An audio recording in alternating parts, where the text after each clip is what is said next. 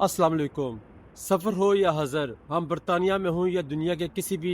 جگہ سفر کر رہے ہوں، شہراز خان صاحب ساتھ ہوں تو مشرق وسطیٰ اور بین الاقوامی سیاست پہ اور حالات حاضرہ پہ گہری نظر رکھے ہوئے ہوتے ہیں۔ آج بھی ہماری ڈسکشن جو تھی وہ یو اے ای، پاکستان اور ایران کی سیاست پہ ہو رہی تھی۔ تو چلتے چلتے ہم شہراز خان سے ان سے پوچھتے ہیں کہ وہ مشرق وسطیٰ کی سیاست کو کیسے دیکھتے ہیں، اور جو یو اے ای نے پاکستان سے مطالبہ کیا ہے کہ وہ ہمیں ہمارے پیسے واپس کرے، پاکستان کیا سازشی میں ناکام ہو چکا ہے، یا پاکستان ایران کے ساتھ کھڑا ہے، یا پاکستان کی کیا صورتحال ہے، اس بارے میں شہراز خان صاحب سے پوچھتے ہیں۔ شہراز صاحب، آپ کیسے دیکھتے ہیں کہ جو پاکستان کا اس وقت کردار ہے مشرق وسطیٰ میں ایران کے حوالے سے، اور کیا پاکستان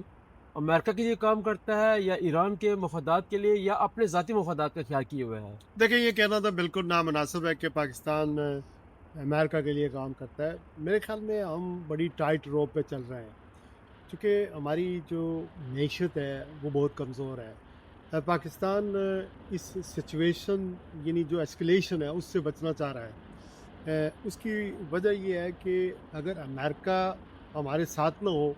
تو ہمیں IMF کا قرضہ نہیں ملتا ہے، اور پاکستان کے جو فائنینشلی جو معاملات ہیں وہ صرف IMF کے قرضوں کی وجہ سے، IMF کے پروگرام کی وجہ سے چلتے ہیں۔ دوسری بات یہ کہ اس کے ساتھ ہم کنفرنٹریشن نہیں چاہتے، اور بڑی مشکل سے فیلڈ مارشل صاحب نے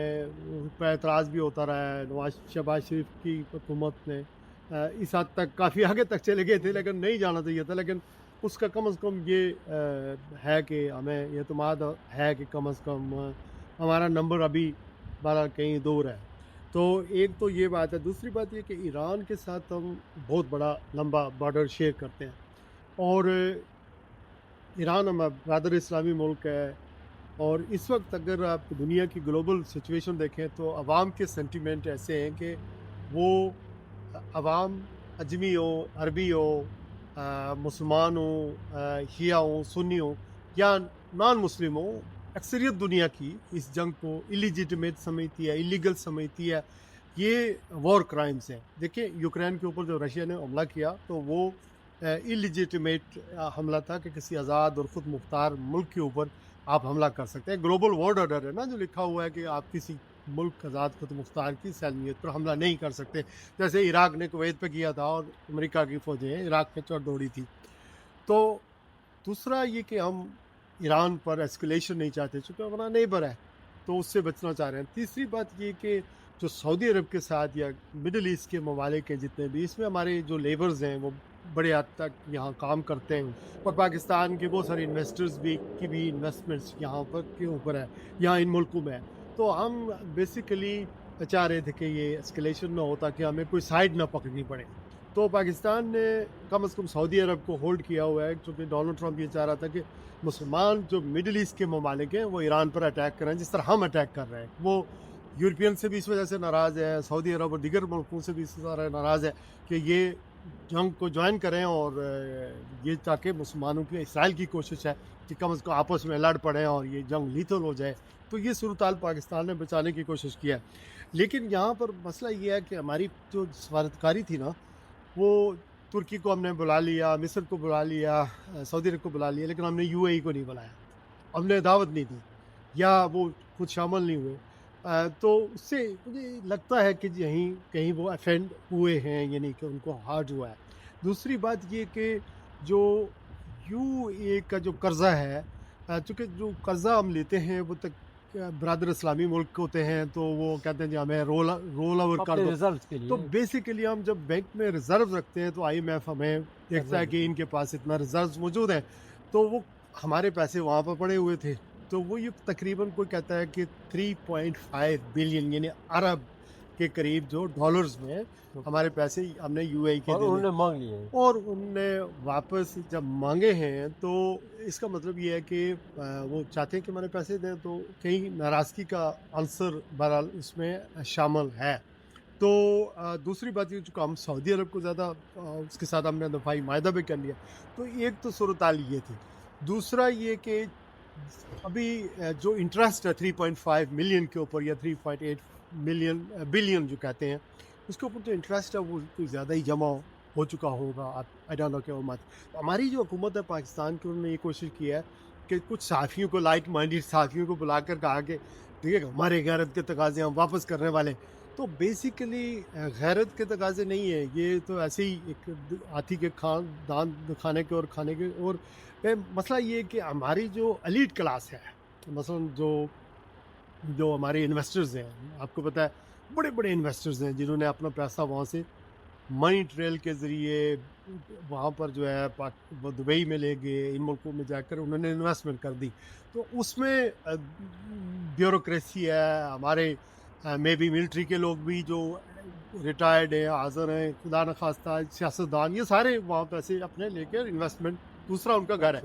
तो इस वजह से हम नहीं चाहते कि उनके साथ हमारे तल्लुकात ख़त्म हो, हमें वो पैसे वापस देने पड़ेंगे। और इसकी अब हम या चाहे चीन से मांगेंगे या फिर सऊदी अरब, हमारा जो शॉर्ट फॉल होगा, ताकि हमारा वो मसला हल। सर हमेशा यही कहते हैं हम कर्ज़ों में जकड़ी हुई कौम है, छोटी सी बात होती है, उनकी कोई किसी उनको बाद में अगवा गुजरती है तो वो कर्जा वापस मांग लेते हैं। ये तो बात हो गई यहाँ तक, चलो पाकिस्तान का जो भी रोल है। सर ईरान के पास क्या वे आउट है बहरा हरमज़ को बंद करने के वाले? यही उनके पास एक बात रह गई है, तमाम दिन रात उन पर अटैक्स हो रहे हैं और पाकिस्तान भी एक साइड पर खड़ा हो गया है, रूस और चाइना का भी उस तरह सामने नहीं आ रहे हैं। तो ईरान का सर्वाइवल कैसे होगा? देखिए, मुल्कों की जो दोस्ती होती है ना, वो मफाद बेस के ऊपर होती है।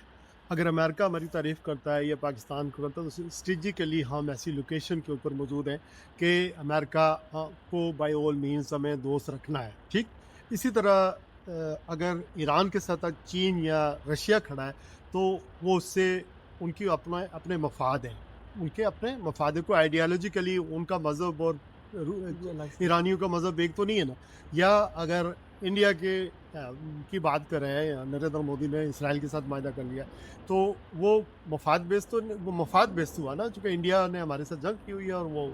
इसराइली हमारे ख़िलाफ़ है। तो इस तरह मफाद बेस जो होते हैं वो उनके मामलात हैं। अब ईरान के साथ जो सबसे बड़ा उसके पास जो ऑप्शन अभी जो जो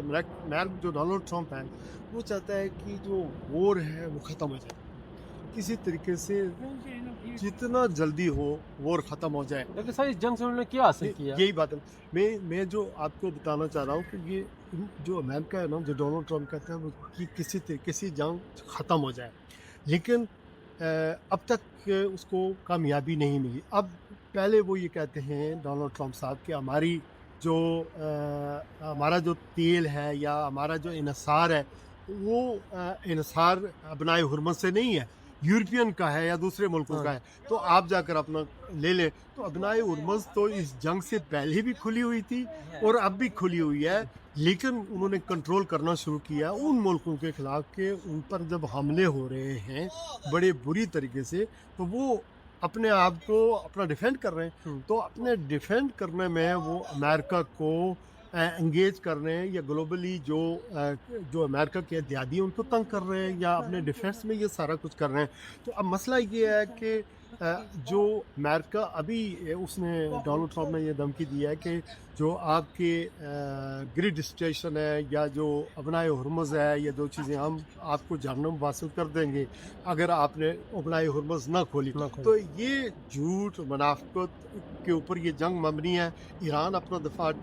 बड़े भरपूर तरीके से कर रहा है, लेकिन ये ना भूलें अच्छा कुरैशी साहब के दुनिया में 3 ममालिक ऐसे हैं जिन्होंने इस जंग की बाकायदा मज़म्मत की है। एक है रशिया, दूसरा है चीन और तीसरा है नॉर्थ कोरिया। तो नॉर्थ कोरिया, ये 3 ममालिक हैं जिन्होंने बाकायदा इस जंग की मज़म्मत की है। लेकिन अनफॉर्चुनेटली कोई मुसलमान ममालिक जो 56 या 57 ममालिक हैं, उन्होंने इस जंग की मज़म्मत भी नहीं की है। तो अब मुझे आप बताएं कि अगर कोई मुसलमान मुल्क इस जंग में उनके साथ खड़ा हो जाता, तो जो अमेरिका की जो हेजमनी थी, जो बालादस्ती थी, वो ख़त्म हो सकती थी। अब यहाँ पर मैं आपको ये बात बताऊँ कि जब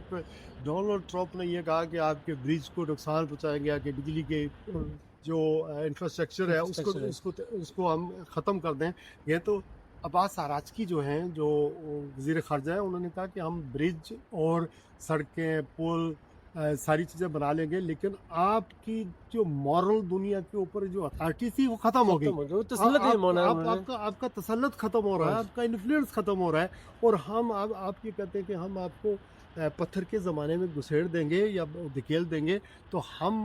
पहले भी एग्जिस्ट करते थे जब आप पत्थर के ज़माने में थे। آج तो بھی یہ کرتے تو ورڈز آف وار تھی اور پراپر طریقے سے وہ جواب دے رہے ہیں، لیکن یہاں پر مسئلہ ایک اور بھی ہے کہ ریڈ کریسنٹ یہ کہتا ہے کہ کئی سو سکولوں کے اوپر 700 حملے کچھ ہوئے سکول تھے۔ ہیں ان کے اوپر امریکہ نے حملہ کیا ہے۔ اس کے علاوہ جو 30 یونیورسٹیز ہیں ایران کی جی ان کے اوپر حملے کیے گئے، اسٹوڈنٹس مار دیے گئے۔ تو یہ جو اب جو سویلین انسٹیٹیوشن ہوتے ہیں یا انفراسٹرکچر ہوتا ہے اس کو آپ وار کے اندر اس کو نشانہ نہیں بنا سکتے، نہیں تو بنا یہ سکتے۔ وار کرائمز جی میں آتا ہے۔ اس وقت حالت یہ ہے کہ ڈونلڈ ٹرمپ نے جو 48 گھنٹے دیے تھے، میرے خیال میں اب 24 گھنٹے سے بھی کم وقت رہ گیا ہے، تو مجھے تو یہ لگتا ہے کہ کہیں نہ کہیں بریک تھرو ہونے کی مجھے امید نہیں لگتی۔ اور پاکستان کی ثالثی کا آپ نے پوچھا تھا، وہ تو ثالثی تو ہوگی ختم، اب یہ ہے کہ فائٹ اٹ آؤٹ، ٹھیک ہے۔ تو ایرانی قوم انتظار کر رہی ہے، انہوں نے بڑی پریپریشن کی ہوئی ہے کہ کب یہ گراؤنڈ پر اتریں گے اور پھر وہاں پر ہم جو ہے نا لڑائی دوسرے آج فیز بھی میں داخل ہو جائے گی۔ آج بھی حالت یہ ہے شام قریشی صاحب کے ڈیلی 30 سے 40 جو ڈرونز ہیں وہ ان کے حملے ہو رہے ہیں، کویت کے اوپر، یو اے ای کے اوپر، بحرین کے اوپر، ابو ظبی سب سے زیادہ ہائی ہٹ ہوا ہے، سعودی عرب کے اوپر۔ اور ابھی ایران کیا کر رہا ہے کہ چونکہ ان کے جو آئل کے ذخائر ہیں ان کے اوپر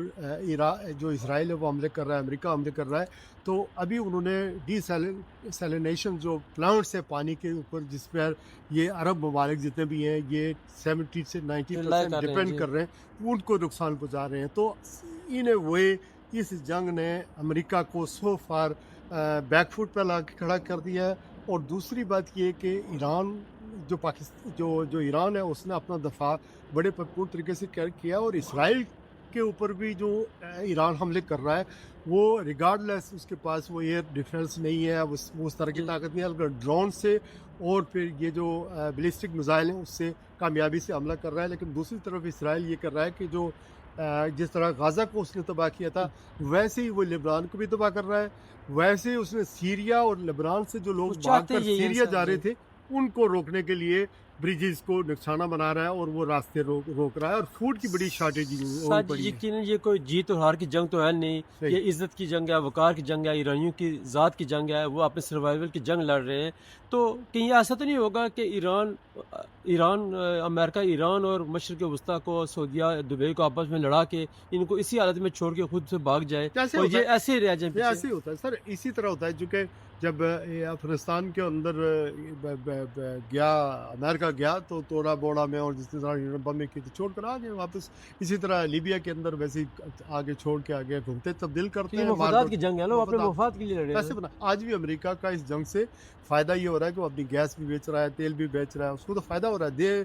دے آر میکنگ دا منی۔ اور آپ یہ دیکھیں کہ انٹرنیشنل مارکیٹ کو اوپر کرنے کے لیے ڈونلڈ ٹرمپ کہتا ہے یہ جنگ بس ختم ہونے والی تو مارکیٹ اوپر چلی جاتی ہے، اور آگے یہ کہتا ہے کہ میں چھوڑوں گا نہیں، ماروں گا تو جنگ، پھر جو ڈالر کی قیمت ہے وہ جو ہے ڈی ویلیو ہو جاتی ہے، پیٹرول جو ہے وہ مہنگا ہو جاتا ہے، تو اس طرح is businessman and they are making money out of Shahraz it. صاحب، ابھی تک کسی نے بھی امریکہ کی آنکھوں میں آنکھیں ڈال کے کسی نے بات نہیں کیا جو پریکٹیکلی جس نے اسرائیل کو نشانہ بنایا ہے یا امریکہ کو اگر ان کی پہنچ ہو تو وہ وہاں پہ بھی نشانہ بنائے، نہیں تو نہ صحیح ان کے جو مفادات ہیں مشرق وسطیٰ میں وہاں نشانہ بنا رہے ہیں، تو کسی نہ کسی طور پہ آپ کریڈٹ تو دیں گے نا ایرانیوں کو کہ وہ سٹینڈ کر گئے اپنی نیشن کے لیے، اپنی سویلائزیشن کے لیے اور اپنے ایرانیوں کے لیے۔ بالکل ٹھیک ہے، انہوں نے کیا ہے۔ میں تو یہ کہتا ہوں اپنا شام قریشی صاحب، یو کے نے سب سے بڑا اچھا سٹینڈ لیا ہے، یہ جو